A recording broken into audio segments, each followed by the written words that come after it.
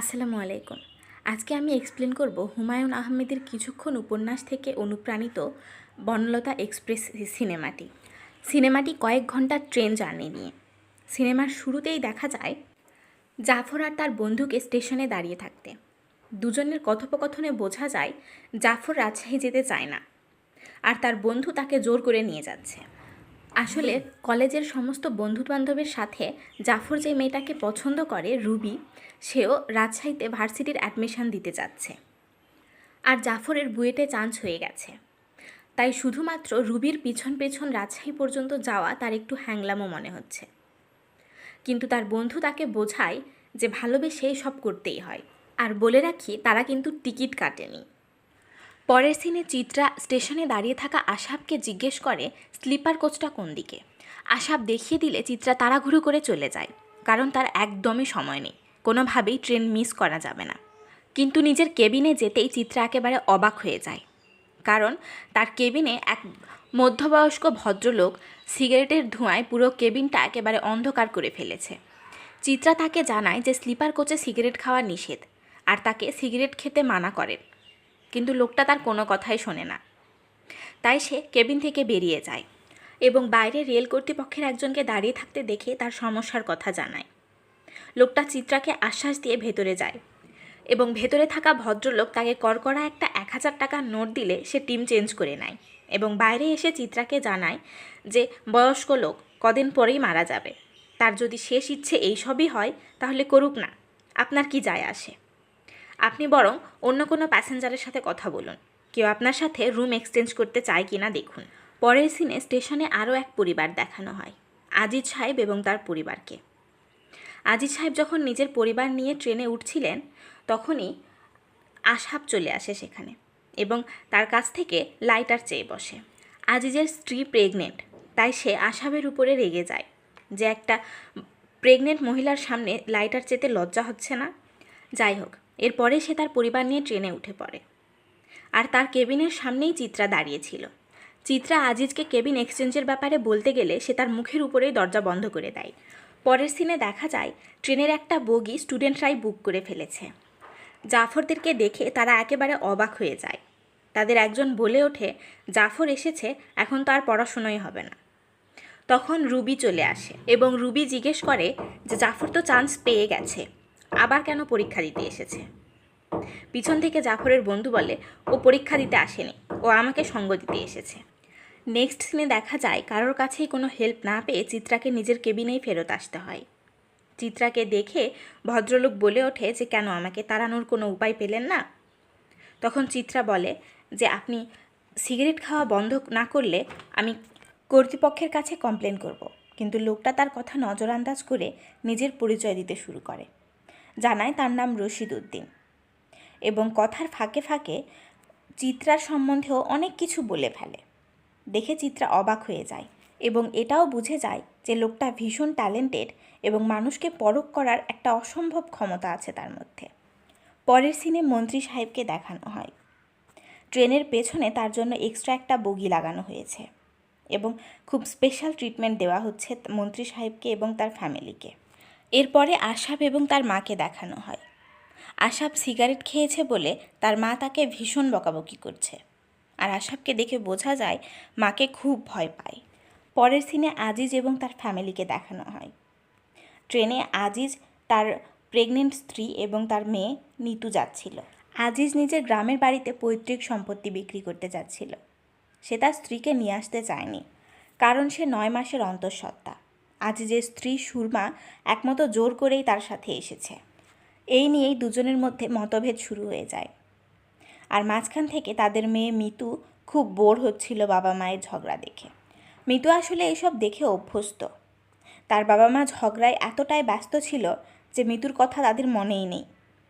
তাই সে সুযোগ বুঝে কাউকে কিছু না বলে কেবিন থেকে বেরিয়ে চলে যায়। অন্যদিকে চিত্রা রশিদউদ্দিন সাহেবের বকবকানি আর নিতে পারছিল না, তাই সেও নিজের কেবিন থেকে বেরিয়ে আসে, আর সেখানেই তার সাথে আবারও আশাভের দেখা হয়। পরের সিনে দেখা যায় মন্ত্রী সাহেবের শালি এবং ভয়রা ভাই উন্মাদের মতো নাচ গান করছিল, যেটা দেখে মন্ত্রী সাহেবের একেবারেই বিরক্ত হচ্ছিল। কিন্তু তার স্ত্রী তাকে বোঝায় যে শালির এত বড় খুশির একটা দিন, একটু আনন্দ করলেই তো হয়। আসলে মন্ত্রী সাহেবের শালির সদ্য বিয়ে হয়েছে, একেবারে ব্যান্ড পার্টি নিয়ে জামাইয়ের সাথে হানিমুনে যাচ্ছে। এদিকে চিত্রা রীতিমতো নিজের বান্ধবীকে কল দিয়ে যাচ্ছিল যে কেবিন চেঞ্জ করা যায় কি না, কিন্তু চিত্রার বান্ধবী বিয়ে বাড়িতে বসে খাওয়া দাওয়া করছিল। আর সে জানায় যে সে তার মামাকে বলেছে তিনি কিছু একটা করবেন। চিত্রা ফোনে কথা বলতেই এমন সময় সেখানে আশাব চলে আসে, এসে কিছু ম্যাজিক দেখাতে শুরু করে এবং নিজের পরিচয় দেয়। আশাবের ম্যাজিক দেখে চিত্রা বলে, আপনাদের লোক ঠকাতে খুব ভালো লাগে তাই না? তখন আশাব উত্তর দেয়, ম্যাজিক আসলে লোক ঠকানো নয়, ম্যাজিক একজন মানুষকে অবাক হতে দেখে খুশি হওয়া। এই বলে দুজনের মধ্যে বন্ধুত্ব হয়ে যায়। আর তখন চিত্রা নিজের সমস্যার কথা আশাবকে জানায়, আর আশাব তাকে আশ্বাস দেয় যে সে তার সাথে রুম এক্সচেঞ্জ করতে রাজি আছে। আশাব চিত্রার রুমে থাকবে আর চিত্রাকে আশাবের মায়ের সাথে তার কেবিনে থাকতে হবে। এবং আশাব আরও ওয়ার্নিং দেয় যে তার মায়ের সাথে থাকতে হলে কিন্তু চিত্রাকে একটু ঝামেলা পোয়াতে হবে, সে যেন পরে কোনোভাবেই কমপ্লেন করতে না পারে। চিত্রা কিছু না ভেবেই রাজি হয়ে যায়, কারণ সিগারেটের ধোঁয়ার থেকে বেশি সমস্যা আর কী বা হতে পারে। অন্যদিকে জাফর রুবির মান ভাঙানোর চেষ্টা করে, আর রুবি পড়াশোনায় ব্যস্ত। এমন সময় সেখানে টিসি চলে আসে। টিসিকে দেখে জাফর এবং তার বন্ধু ভয় পেয়ে যায়, কারণ দুজনেই টিকিট কাটেনি, তাই ওয়াশরুমে যাওয়ার নাম করে পালিয়ে যায়। পরের সিনে রশিদউদ্দিন সাহেব শুয়ে শুয়ে সিগারেট খাচ্ছিলেন। তিনি খেয়ালই করেননি মিতু কখন কেবিনের ভেতরে ঢুকে চলে এসেছে, এবং মিতু বলতে শুরু করে যে এত সিগারেট খাওয়া ভালো নয়। তখনই রশিদউদ্দিন সাহেব চমকে উঠে যান, এবং সে একা একা বাইরে বাইরে ঘুরে বেড়াচ্ছে কেন জিজ্ঞেস করলে নিতু উত্তর দেয় যে তার বাবা মা কেবিনের ভেতরে ঝগড়া করছে, আর তার ঝগড়া শুনতে একেবারেই ভালো লাগে না। আর সে নিজের বাবার বদনামও করে, জানায় যে আমার বাবা খুব খারাপ, একগুঁয়ে মানুষ, কারোর কথা শোনে না, একটু ভুল হলেই অনেক বকাবকি করে। বোঝাই যায় তার বাবাকে একেবারেই পছন্দ না। রশিদউদ্দিন সাহেব তার বুদ্ধি এবং সাহসের প্রশংসা করে তাকে নিজের কেবিনে ফেরত যেতে বলে। এরপর চিত্রা আশাবের মায়ের সাথে তার কেবিনে থাকতে চলে যায়। কেবিনে গিয়ে আশাবের মা ছেলের সিগারেট খাওয়ার জন্য তার ছেলেকে নিয়ে এত আক্ষেপ করছিলেন যেন মনে হচ্ছিল ছেলে কোনো ড্রাগস স্মাগলার। আর আক্ষেপ করতে করতে কেঁদে ফেলেন, জানান যে তার স্বামীও তার কথা শুনতো না, এখন তার ছেলেও তার কথা শোনে না। কষ্ট করে ছেলেকে ডাক্তার বানিয়েছে, কিন্তু ছেলে বলে গেল যে সে সিগারেট খায়। কথাটা তার মনে লেগেছে। এরপরে তিনি চিত্রাকে জানান যে এই বগিতে একটা লাশ যাচ্ছে, আর সেই নিয়েও তিনি খুব প্রকাশ করেন যে ট্রেনে করে কেন লাশ নিয়ে যেতে হবে। পরের সিনে আশাব এবং রশিদউদ্দিনকে দেখানো হয়। রশিদউদ্দিন সাহেব তার মদের বোতলটা বের করে আশাবকে জোর করেন মদ খাওয়ার জন্য, কিন্তু আশাব তার মাকে খুব ভয় পায়। সে জানায় মা জানতে পারলে অনেক বকাবকি করবে। রশিদউদ্দিন সাহেব হেসে ওঠেন এবং বলেন যে কেউ কিচ্ছু জানতে পারবে না, একাত্তু মদ তো খাওয়াই যায়। এমন সময় রেল কর্তৃপক্ষের লোক একজন লোককে কলার ধরে টানতে টানতে তাদের কেবিনে নিয়ে আসেন, জানান যে এই লোকটা চোর, এর কাছে 2,000 টাকার নোট পাওয়া গেছে, আর সে দাবি করছে রশিদ সাহেব তাকে দিয়েছে, আর তারা সত্যতা যাচাই করতেই এখানে এসেছে। এরপরে রশিদ সাহেব তাদেরকে কনফার্ম করেন যে তিনি সত্যিই চোরটাকে টাকা দিয়েছেন, আর তার বদলে সে রশিদ সাহেবকে একটা মাফলার দিয়েছে। এরপরে রেল কর্তৃপক্ষের লোকটি চোরকে নিয়ে চলে যায়। চোর চলে যাওয়ার কিছুক্ষণ পরে আশাব নিজের পকেটে হাত দিয়ে দেখে তার মানিব্যাগটাও নেই। একটা চোর তাকে বোকা বানিয়েছে ভেবে সে খুব লজ্জায় পড়ে যায়, তাই নিজের মানিব্যাগ চুরি হওয়ার বিষয়টা গোপন রেখে দেয়।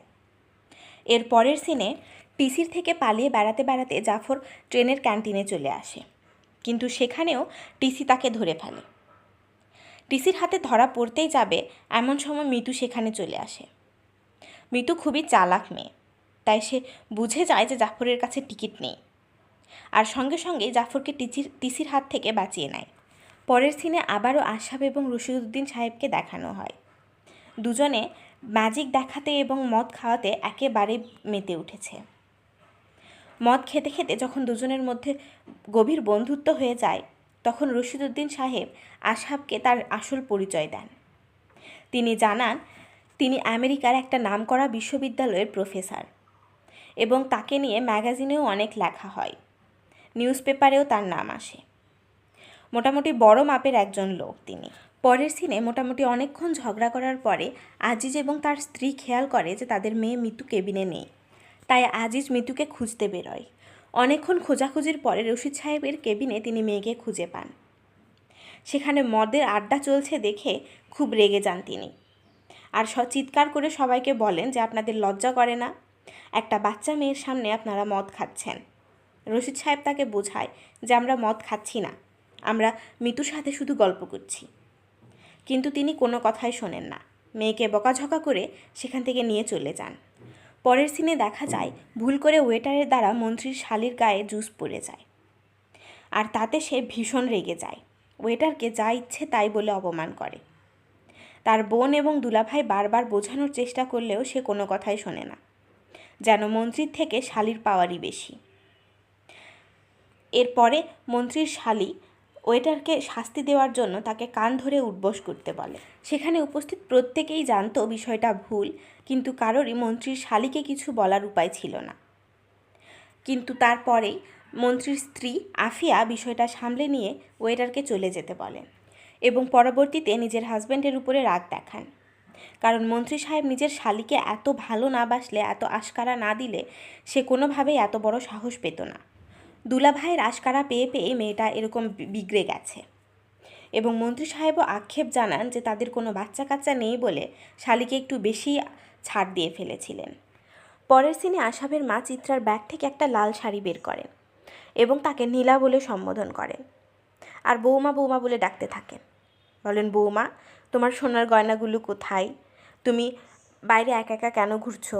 আশাব কোথায়? ঝগড়া করেছো কিনা? ইত্যাদি ইত্যাদি অনেক প্রশ্ন। সেসব শুনে নীলা কনফিউশনে পড়ে যায় এবং বুঝতে পারে না কি করবে।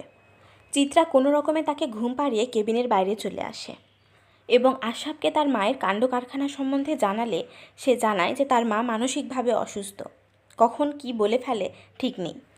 অন্যদিকে মন্ত্রীর শালি ওয়েটারের সাথে দুর্ব্যবহার করার কারণে ট্রেন কর্তৃপক্ষের কেউই তাদেরকে সার্ভিস দিতে রাজি নয়। তাই মন্ত্রী সাহেব তার অ্যাসিস্ট্যান্টকে পাঠান তাদের সাথে কথা বলতে, কিন্তু তারা রীতিমতো অপমান করে তাকে রুম থেকে বের করে দেয়। পরের সিনে দেখা যায় এক বয়স্ক ভদ্রলোক চিত্রার ছবি নিয়ে সবাইকে জিজ্ঞেস করে বেড়াচ্ছে যে মেয়েটাকে দেখেছেন কি না। তারপর লোকটা ঘুরে ফিরে রুবির কাছে আসলে রুবি এক কথায় বলে দেয় যে না, সে দেখেনি। রুবির না বলার ধরন দেখেই লোকটা বুঝে যায় যে নিশ্চয়ই এ কিছু জানে। তাই লোকটা রুবিকে জোর করতে থাকে, আর সেটা দেখে জাফর রেগে যায় এবং লোকটার সাথে ঝগড়া করে বসে। এমন সময় সেখানে চিত্রা চলে আসে আর লোকটাকে চাচা যান বলে সম্বোধন করে।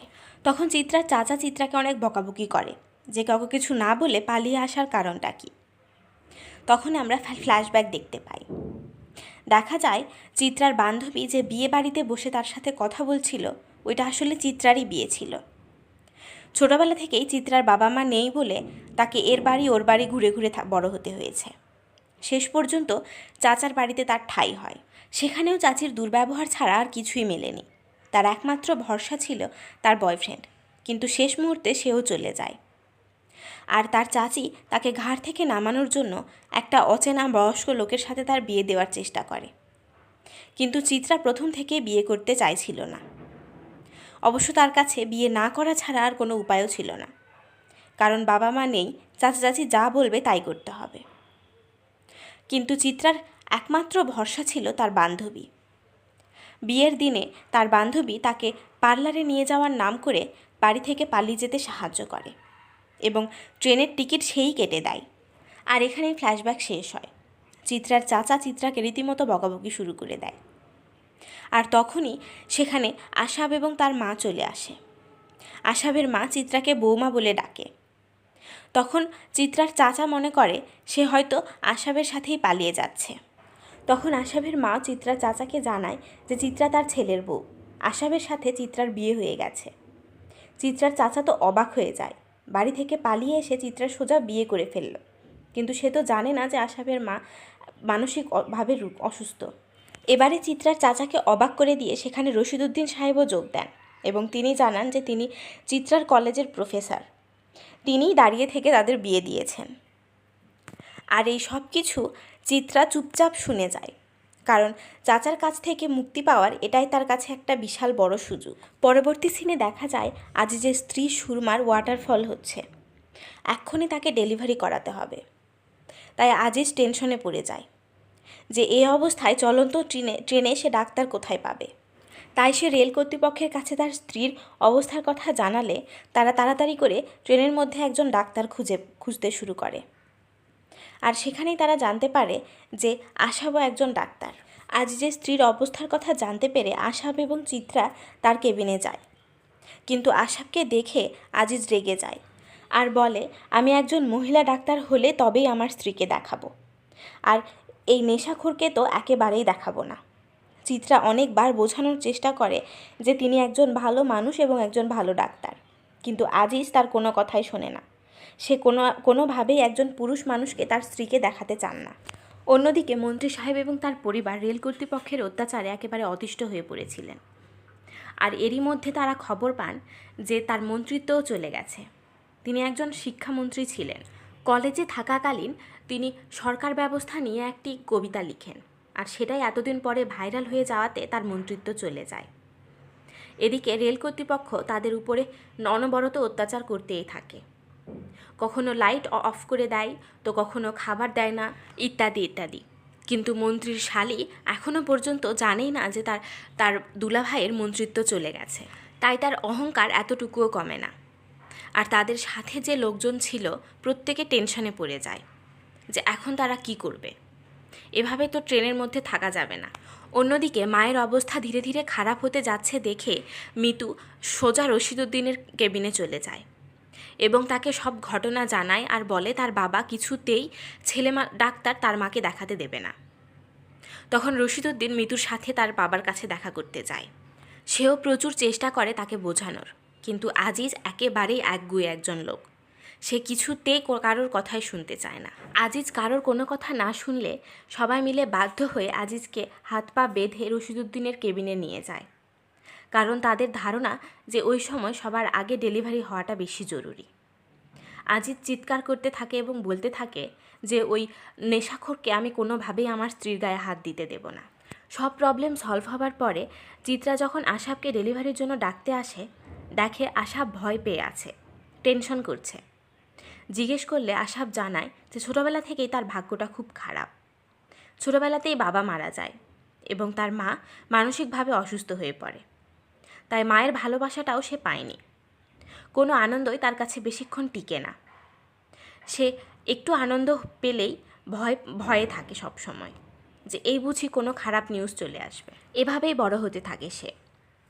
এরপরে বড় হয়ে যখন ডাক্তারি পাশ করে তখন তার মা তাকে বিয়ে দিয়ে দেয় নীলার সঙ্গে। নীলাকে বিয়ে দিয়ে তিনি যেন ছেলের জন্য বউ নয়, নিজের জন্য একটা সঙ্গী নিয়ে এসেছিলেন।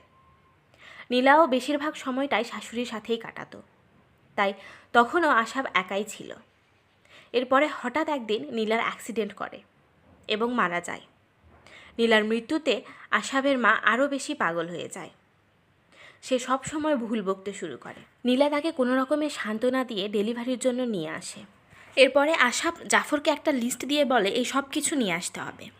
তখন রুবি, জাফর, চিত্রা, রশিদউদ্দিন, এমনকি ওই চোর যে যেখান থেকে যা পেরেছে কিছু না কিছু জোগাড় করে নিয়ে এসেছে এবং রেল কর্তৃপক্ষের লোকজনও প্রচুর সাহায্য করেছে তাদেরকে। প্রত্যেকে যেন পরিবারের মতো একে অপরকে সাহায্য করে গেছে, যেন আজিজ এবং তার স্ত্রী তাদের নিজেদের লোক।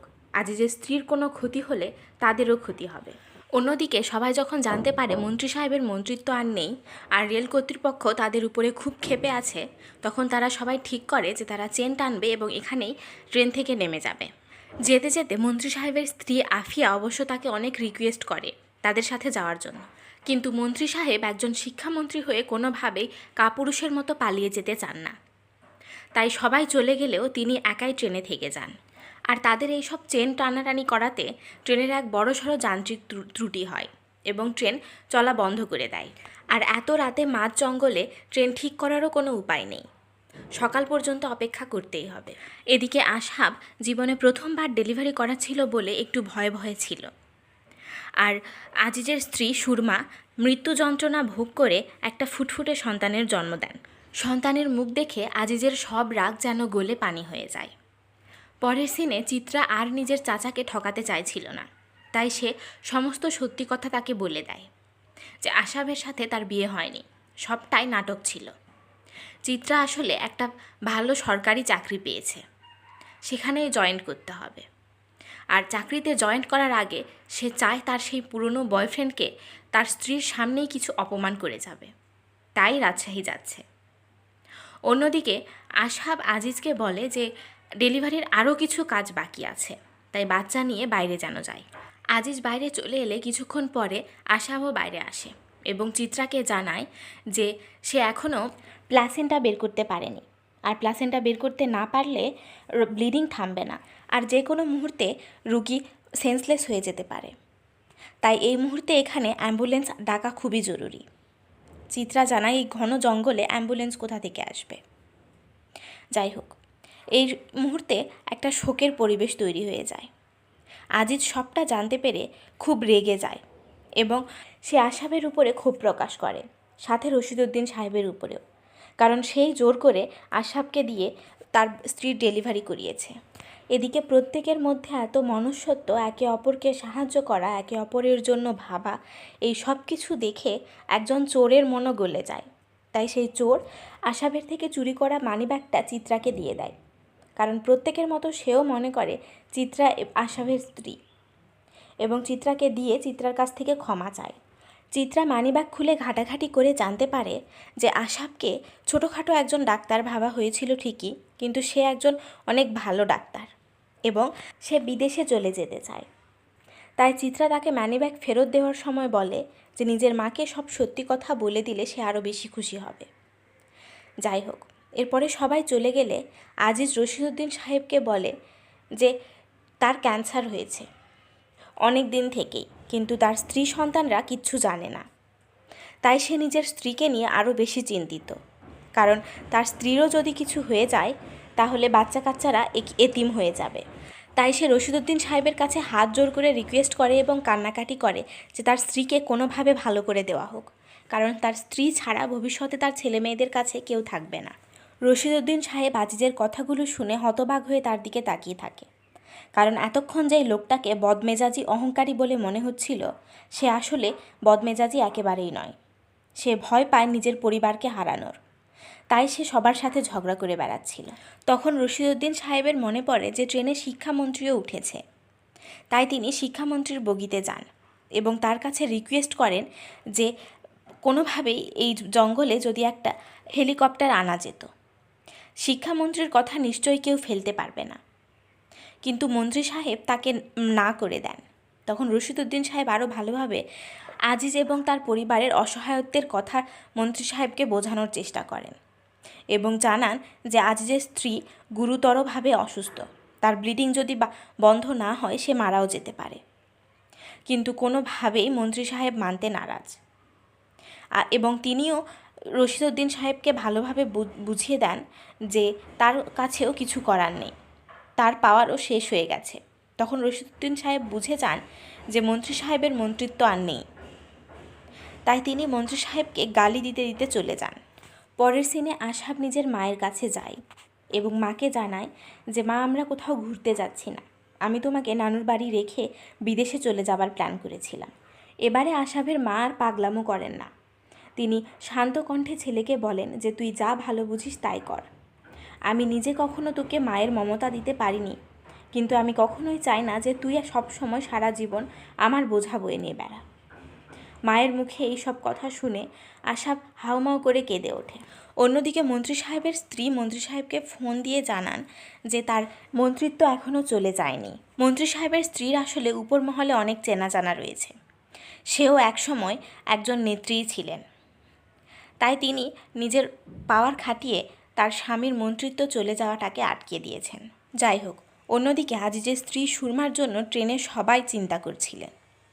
মিতু সবাইকে নিয়ে তার মায়ের জন্য দোয়া করছিল। এভাবে সারা রাত পার হয়ে যায়। সকালবেলা হঠাৎ হেলিকপ্টারের আওয়াজ শোনা যায়। প্রত্যেকে ট্রেন থেকে নেমে দেখে দূর থেকে হেলিকপ্টার আসছে। হেলিকপ্টার এসে যত দ্রুত সম্ভব সুরমাকে নিয়ে হসপিটালে চলে যায়। এর মধ্যে শিক্ষামন্ত্রী এটাও জানতে পারেন যে ট্রেনে অনেকগুলো স্টুডেন্ট যাচ্ছিল পরীক্ষা দিতে, আর তাদের ট্রেন থামানোর জন্যই তাদের পরীক্ষা মিস হয়ে যায়। তাই তিনি অ্যানাউন্স করেন যে তাদের সকালের পরীক্ষা ক্যান্সেল করা হয়েছে, এই পরীক্ষা বিকেলে হবে। নিউজটা পেয়ে স্টুডেন্টরা নিশ্চিন্ত হয়ে যায়।